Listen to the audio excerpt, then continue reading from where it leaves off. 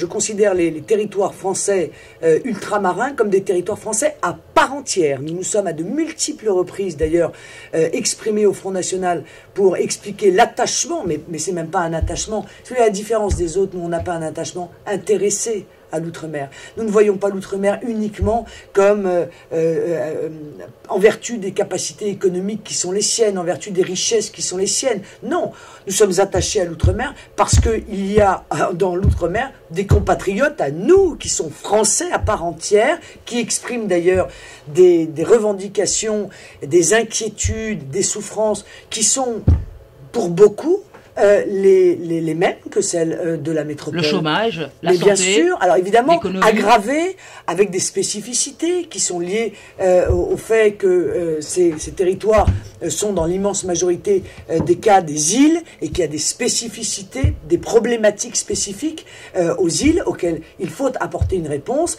Mais je veux dire très honnêtement, nous considérons que les Français ultramarins sont des Français à part entière et qu'ils doivent être entendus. Moi, quand on entend, si vous voulez, les revendications sur les prix, sur la baisse du pouvoir d'achat, sur évidemment l'inquiétude fantastique qui émane de nos compatriotes qui voient qui ont le sentiment que leurs enfants seront quasiment par fatalité au chômage demain, eh bien moi ça me parle, je veux dire comme mère de famille ça me parle, comme française ça me parle, et je crois qu'en revanche il faut réfléchir à des solutions qui soient spécifiques. Puis il y a autre chose.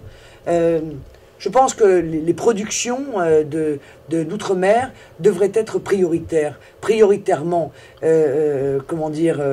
acceptées en France. Moi, je trouve que lorsqu'on a, on parle de la banane, mais on pourrait parler d'autre chose. Je pense qu'il doit y avoir une priorité, évidemment, un avantage donné à ces productions nationales d'outre-mer, notamment sur les marchés de métropole. Il est évident que si on les met en concurrence, là encore, avec des productions de pays qui n'ont aucun respect des règles sociales, qui n'ont aucun respect des règles de sécurité, qui n'ont aucun respect des normes environnementales, eh bien, on va condamner ces productions à la disparition. Je trouve ça absurde. Marine Le Pen, savez-vous que des Antillais, des ultramarins ont énormément de mal à trouver un logement ici quand ils arrivent en France hexagonale? Je vous dis que la préférence nationale est le seul moyen de donner, encore une fois, une priorité aux Français et aux Françaises, qu'ils soient de métropole ou qu'ils soient d'outre-mer. Moi, je suis frappé parce que j'ai des témoignages de jeunes ultramarins qui viennent faire leurs études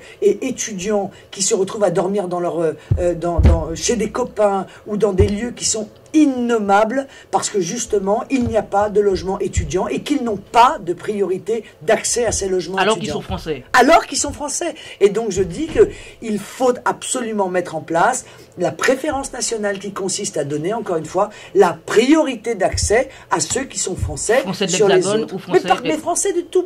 Il n'y a pas français de l'Hexagone ou français ultramarin. Il y a des Français, c'est tout.